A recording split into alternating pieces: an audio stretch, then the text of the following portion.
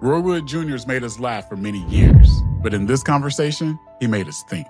We go deep into the man behind the mic, his journey from FAMU to Birmingham to The Daily Show, and to the lessons that shaped his comedy and his brand new book, The Man of Many Fathers. This episode isn't just funny, it's powerful, it's raw, and it's proof that laughter can lead to a legacy. Ladies and gentlemen, I present my good friend, Mr. Roy Wood Jr. Mr. Roy Wood Jr. How you doing? Appreciate you. I appreciate you.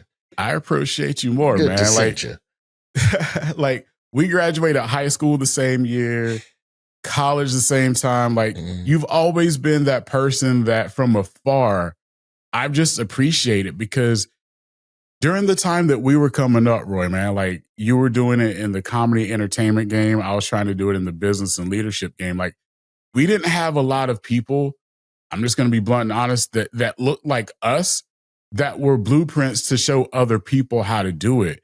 And I appreciated you because you were like my generation's blueprint. And so like every move that you were making, I was trying to follow to see how you were doing it because it was pushing me to be like the best person, the best entrepreneur, the best leader that I could be because you kept changing your game. So I had to change mine. You kept elevating. I had to elevate. But for me, it's all because we're literally the same age, bro. I appreciate what you're saying, but I guarantee if you point out any part of my game, I got it from watching somebody else, my damn self. I think the drive and the gumption, you have to be a little crazy to bet on yourself. Yeah. That's inherent. But I think that the belief that, oh, I could do this, that didn't come from me. That came from Ricky Smiley. Yeah. I saw Ricky Smiley on TV in the late 90s, and he was repping Alabama hard. He didn't just put Birmingham on his back. He put the whole state on his back. And nobody asked him to do that. He just did it. And when I saw that, I was like, oh, bet he can be from the north side and get on TV. I can do it from the west side. Yeah. And that was it. Like, it wasn't even no big, like, whatever debate or doubts I had about whether or not I belonged in entertainment, gone. But that's what I mean, man. It's that drive. It's that thing that you've always had that inspired people like me. Because, yeah, you saw Ricky, but you still had to go do it, though. It's not Absolutely. like there was 1,000 people that were like, oh, yeah, I'm funny, too. I can go do this, too. Yeah. But you actually did it, bro. And that's why, again, you're my GOAT. I appreciate you, man. I appreciate you, man. Yes, sir. Yes, sir. So on the show, I like to ask all my guests, like, what's your because? That thing that's deeper than your why, right? Like if I were to say, Roy, what's your why? You're going to tell me your son, right? But when I say why is your son your why, I call that your because. So if I were to say, Roy, man, what's your because? Why do you do the things that you do? Why do you have the legacy that you're trying to leave behind? I do what I do in an effort to better inform, to confirm to our people, to Black people, that they aren't crazy in what they're seeing and what they're feeling. Because so many people will gaslight us into thinking that what we see is not there. So, you know, if I can confirm to Black folks what they're thinking and feeling while opening new eyes from non-Black people on what we're going through, then mission accomplished, you know, because a lot of people don't know what's happening, you know, to our people. And it's fun to be able to do that through comedy. It's more difficult now to do it through comedy, but that's my weapon. That's the tools I got, you know. I'm a hammer and a nail. Yes, sir. I'm not a screwdriver. I'm not an Allen wrench. I don't know how to do none of that. I can't be precise and profound. I'm not Mark Lamont Hill. I don't have I ain't got it. But I can crack a joke. Yeah. You know, I could probably make that work. Yeah. Yeah. And let's talk about your journey a little bit, man. Like from the internship that you created, right? It wasn't like there was an internship. Like you created the internship at FAMU. And then you parlayed that into tremendous radio success and then the stand-up legend that you've become, man. Like, talk to the folks about that journey just a little bit, from what inspired you to create this internship for yourself to begin with. Negro, I had to graduate. The hell you mean? Like, it wasn't like I'm going to leave a path for the next intern. I don't give a damn about nobody else. There were a couple things that were in play at the time. One, I'd gotten suspended from school. I was at FAMU and I'd stole some credit cards and I'd used one of them on campus amongst other stuff or whatever. And so you get caught for the crime and you're on probation for that. But in addition to the crime, also, you used the credit card on campus, little Negro, so we're going to need you to be on probation when you get back on campus as well. So I'm on a campus version of probation in addition to regular federal probation. So within the campus version of probation, you can take your classes, but when you're done with, like, essentially at FAMU, if you're on any type of behavior probation, you can go to class, you can go to the library, but take your ass home. No football games, no frat parties, no hanging on the set. If you need to go buy something at the bookstore, cool, do that on the way to your car. But take your ass home and get off this campus. You're not welcome here other than for education. Wow. And so with that pretext in mind, you were supposed to do an internship at the radio station, the campus radio station, as part of what my discipline for broadcast journalism was. And at the time, I was not allowed to write for the campus paper for that semester. I eventually got an exemption, but at the time, in the time frame we're talking about, it was, you got to go home. And I go, well, what if I'm writing for the paper and I got to talk to my editor? Well, if it's not for a class, well, no, it's not for a class, but it's for the experience so I can get the job we don't know. We'll have to talk. So it was I was fresh off of suspension. So we're 2 months back into school, 2 weeks back into school. So we haven't thought that deep about our policy yet, Roy. So we don't have time to. So the more I thought about it, and I needed a class in radio, I was taking radio news, and you can do the internship with the radio station. I wasn't sure if I was in violation of the policy or not. I felt like I would win, but I was like, I don't know if I want to risk that. Thing two, the campus radio station, because I was going through all of this back and forth about whether or not I could take the class. And by the time they finally decided I could take the class, by the time they finally decided I could be on campus in radio, this is like a month into the semester now. We go back and forth. They go, you know what? Here's your exemption. You can do anything journalism related within the journalism department any time of day.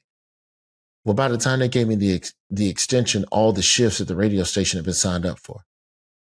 And the only shift left was like some Sunday morning gospel, play the gospel tunes radio shift. And at that point, I was already on the road doing comedy regularly, because during that suspension is when I started stand-up. Yeah. So I literally cannot do Sunday morning because I'm somewhere in the South on a Greyhound headed back to town. Yeah. So either I give up comedy or I have to get an internship at an outside radio station. And so most radio stations in Tallahassee, they just didn't have scheduling that was favorable. I was just like, I need something that fit my schedule. I know beggars can't be choosers, but I can't come here in the middle of the day on a weekday. I got classes. I can't come at night because I'm working at Golden Corral or I'm gone. The only time I'm free is the ass crack of dawn. Right. That's the only time I can make this work. So it just so happened that there was a morning show that I used to listen to every morning when I was getting up and getting ready for school and, whatever. And it was WVHT Hot 105.7.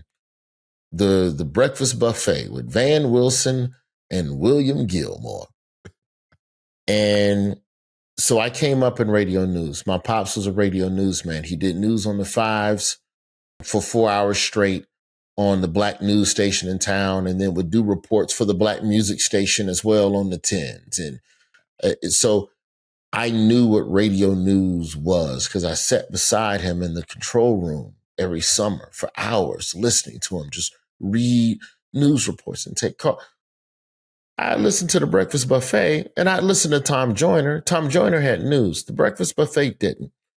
So about a month into getting back into school, I ride my bike over to Hot 105.7 and I rap with Van Wilson, who ironically his father, Roosevelt Wilson, used to run with my pops back in the day in journalism circles. And his pops, Roosevelt, was one of my journalism professors. Now, I had flunked his class. I was a terrible student.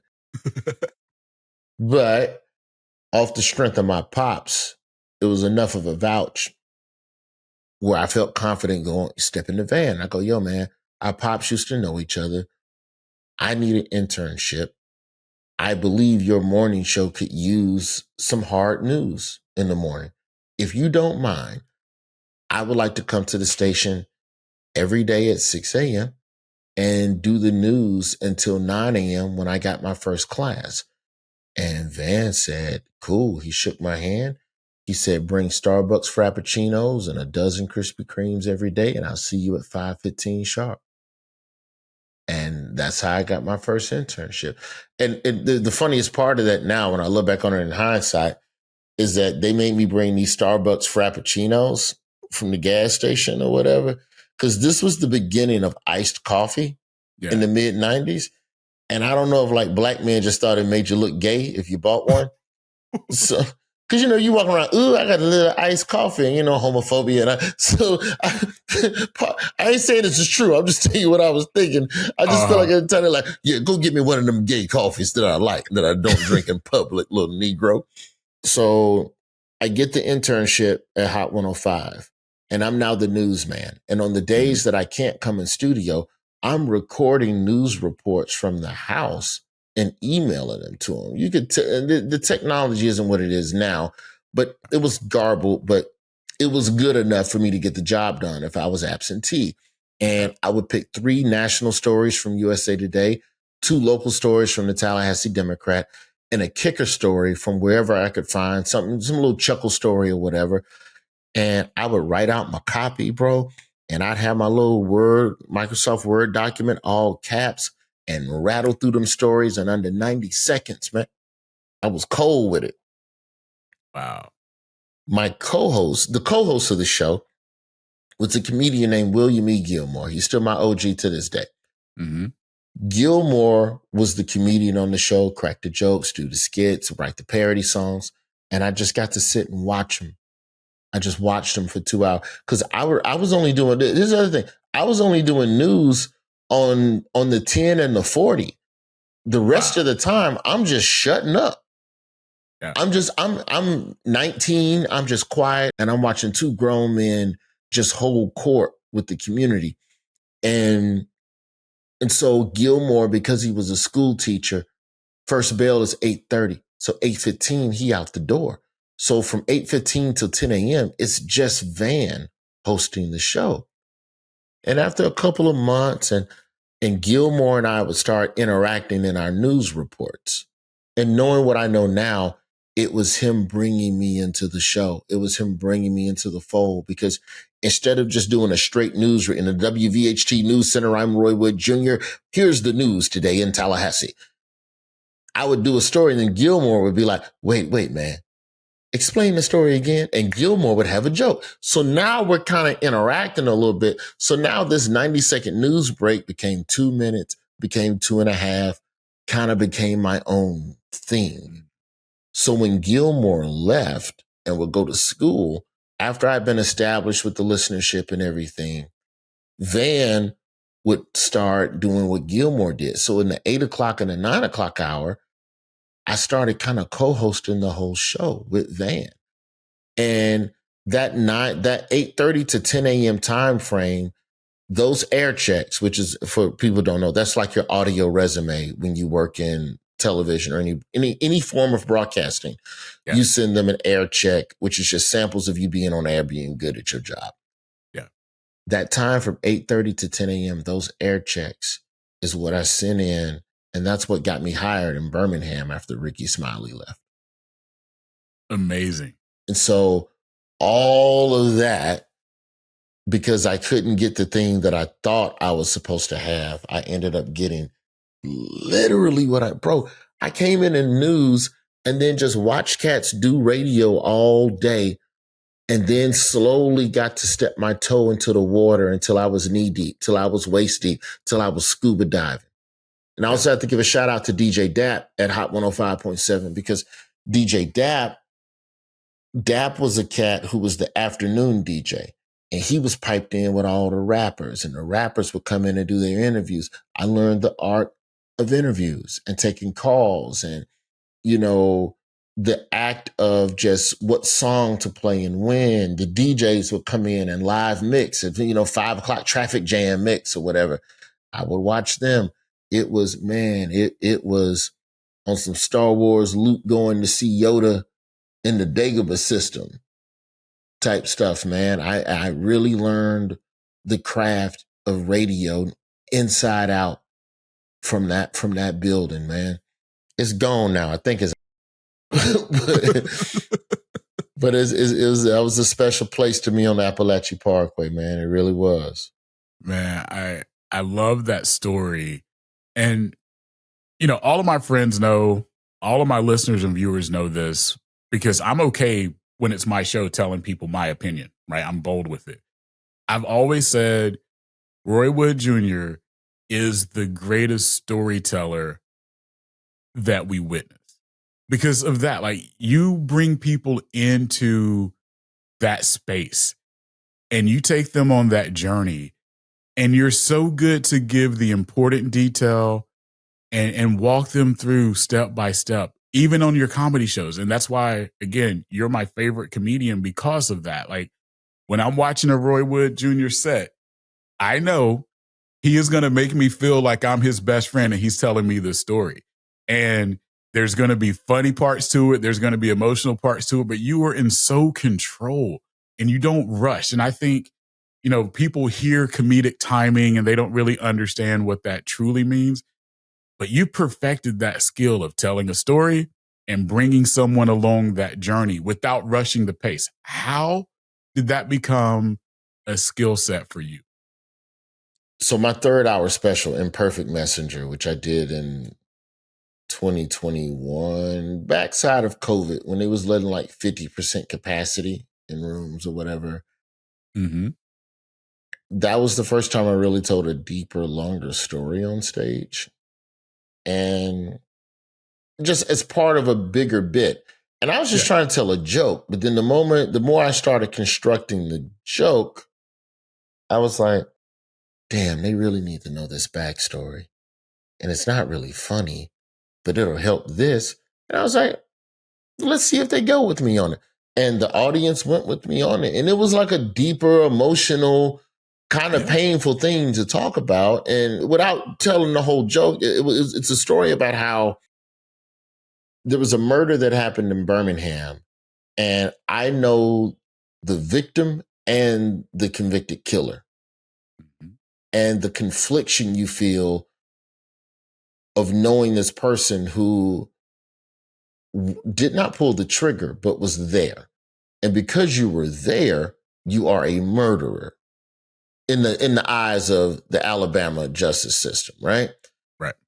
But then also feeling the pain and pity of this man who was killed, who literally helped my career in ways that, like him and his son, they ran a Black-owned music store and they carried my prank phone call albums on consignment. The sales I ran through that is the only reason my album got into every major music outlet in the state was because of the sales numbers they reported on my product, which ultimately helped my growth, helped my career. So, dang, this person who helped me is dead. Dang, this person who I know deep down made a mistake is good, but he's locked up for killing. Who do I feel sorrier for? So that's the that's the baseline for a larger conversation and joke about criminal justice reform. That joke was the genesis point of me going, oh, pain is a tool. Sorrow can also be woven into this fabric of what you're presenting. I always thought sorrow and pain was for a one-man show and for something much deeper and confessional and black box theater. And it's like, no, you could probably do this and make it work. Then you start looking at what Ali Sadiq has been able to do and the fabric that he weaves on stage with storytelling. I'd still say Ali Sadiq is the best pound for pound, joke for joke right now doing the craft. But it just that incident gave me confidence of, okay, when it makes sense to tell a story, tell a story. I don't think I'm a full-blown storytelling comedian. Like I don't know. I don't, there's something uncomfortable about dealing with emotion. It's very delicate because you're manipulating the audience in a way. So that part of it was, I'm hesitant at times, but I'd say that third hour special is where it started. And then I told another story in my fourth special, Lonely Flowers, this year, which also was kind of a, there's some depth to that one as well. Yes, so, sir. You look at that and, the idea of writing this book now, The Man of Many Fathers, where there's a lot of stories in that book that are painful. There's a lot that are hilarious, but it's a few in that thing that's kind of painful, man. And having the confidence to sit with that, it's been a good thing. Writing this book has been a great exercise in that. I love it. And I'm going to come to the book in 2 seconds, but there's two things I got to tell you and give you praise for that maybe you don't know. First thing is, so I've been a speaker for a long time, 10 plus years, but watching your specials, and I know you say you're not a storyteller. I'm giving it to you. I'm giving you your flowers, not the lonely ones. I'm giving you the big, beautiful flowers, right? But watching your specials helped me as a speaker just with pace, just with slowing down and let the story tell, like let the points that you're trying to hit, like tell. Because I'm not a comedian, but again, I do inspirational speaking. I do leadership development. Same concept, right? To me, being on stage is stories and points. Les Brown taught me never tell a story without a point and never make a point without a story. And you do that really well. So watching you helped me bring that aspect of that to life. So I'm giving you kudos for that. Thank you. Number 2, you're dorm room famous, bro. these Gen Zs and millennials are Roy Wood followers. And here's why. My kids, who are now 25, 23, 27, but when they were in school, when they were in college, people stopped having CD players. Like for us, that was our Mac move, right? Like go look at my CD, go look at my shelf system over there. But my kids always had a CD player, only to play your prank call CD. And so their dorm rooms used to be parties. Put the albums on like the 70s. Everybody crowd around the record player. Yes, sir. So you were dorm room famous. I just want you to know, because it's a thing that people still carry CD players to listen to your prank call CDs, man. I pulled a lot of prank phone calls offline. I pulled all the albums off of digital stuff. Like I think you can stream my stuff maybe, but all of my pranks are underground now. Yeah. Like matter of fact, I'm positive you can't purchase my albums anymore. I went through a phase about 10 years ago. Well, this is a year or two before I got Daily Show. And I'd done so many prank calls. I had 3 albums, so that's about 40, 50 pranks. And then there's another 80 or 90 that never got put on streaming, that were just on YouTube. I just didn't want to be known as the prank call dude. And I was having a fear that was going to be my fate. Yeah. And a lot of people showed love because of the pranks. but I also had a decade worth of stand-up appearances within that run. And so, like, since 2002, bro, I've been on TV every year, minimum of one time. Mm-hmm. Never less than 5 times since 2014. Yep. So I've had a regular presence across cable. And still around 2013, 2014, a lot of people knew me for the pranks, which I respected and I loved. But I got to draw your focus to something else. So I have to make this harder to find. Mm-hmm. Because the money I'm making off these pranks, if I'm not careful, will be the only money I make, because people won't even think of me in these other regards. And I'm not just thinking about the fans. I'm thinking about producers and writers who think, oh, we should call Roy. He could do this thing. You won't even think to call me. Yeah. You know, you got to be very careful about that. Much in the same way that these young sketch internet people, after 5 years or so, you have to evolve beyond what you were. Because if they only see you as that, then they attach you to a period of their life that they have matured from. And you're seen as something that you may as well be the hula hoop in their garage or something. Right. So yeah, I love that the youngins have found them. I know people put them on TikTok now, and they put videos with them. And I've seen, like, man, my prank calls, I just call it, that's open source code. That's open source comedy code for anybody that want. And as much stuff as I bootlegged and stole and needed, you know how many movies I never paid for in the years prior to me knowing better. Mm-hmm. I look at my prank calls just being decimated all over the place and monetized by these people. Get the game back. There it is. It's just a prank call. It wasn't nothing I worked hard at. I called somebody at 6:20 in the morning. They cussed me out. I uploaded it as an MP3. You're welcome. If you make you feel good, have at it. I really do feel like that's just kind of my way of just giving back. You know, there's people who know my name and don't know my face. People from your children's generation. Mm-hmm. They still know me as the prank call dude. But now when you find out, oh, I've done all this other stuff, well, now it's set up the way I want. Yes, sir. Yeah. Yes, sir. Now let's talk about the man of many fathers.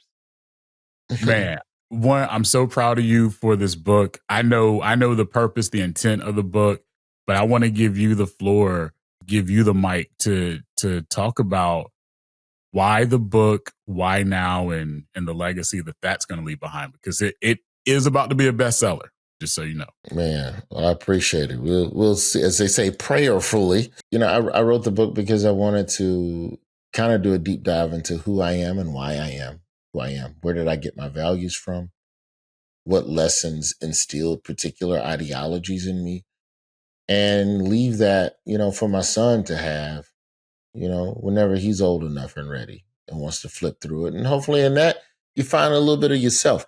My dad died when I was 16. So a lot of guidance and mentorship and connection with men, I innately sought out from any man that was around, be it a supervisor or a coach or an older comedian that I might have been opening for. Like, those things all played a role for me in being a better man, like all of those people. So the book is just a series of stories of just values. It's a semi-memoir. I can't talk about my life. I can't tell you about people in my life without talking about my life to a degree. But it's not a memoir of every little incident and thing that happened in my life. But, you know, one chapter might be, hey, here's what I did learn from my dad. And then next chapter might be, here's what I learned from my coworker who was on cocaine. There's lessons to be had on both sides. Yes, sir. Yeah. Yes, sir. So has your son read any of it yet? Oh, no, he's 9. This book got cussing. You ain't allowed. You ain't allowed. He can pick this book up like, I don't know, maybe high school graduation, something like that, you know. Maybe so somewhere in son there. can't cuss till he's maybe 16, 17? 13, 14. You better not cuss at me ever. But, you know, cuss at other folks. Do that whenever you want. But I'm your daddy. I still put hands on you. I'm also the man of many hands. Ooh, okay. That's book number 2. Yeah, but not. I think like 13, 14 is probably a pretty good crossroad for him to understand most of these lessons of what I was doing and what my world was like. But yeah, having a child really did redefine and really change my trajectory and the things that I hold important in terms of the things that I choose to talk about now. So I'm very excited for the book. I think it's just fun. It's concise. It's an easy read, but yeah, I just think that if you're asking for the bare bones inspiration for what drove me to write it, I would say that. I love it. I love it. I also heard you say you couldn't leave your son an SD card, right? Like we can't have, what was it? The iTunes player, the iPod. Like we can't leave that anymore, right? So you had to put it in book form. So no matter how technology changes over the next 30 years, everybody still will read a book, right? Yeah. It's like no matter what, there would be a book. They put words on walls in caves. People still go read that. Yeah. The written word will always have worth.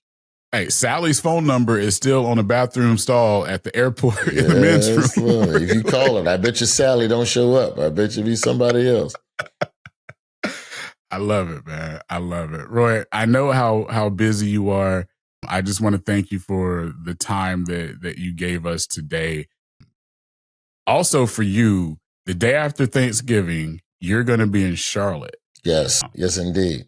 I'm going to be, so I live in Greenville, South Carolina. So Charlotte's just up the road. I'm going to be there. I'm going to bring some people with me. We're going to buy tickets. So I don't want anything. Now I'm in Durham the day after. Ain't that closer?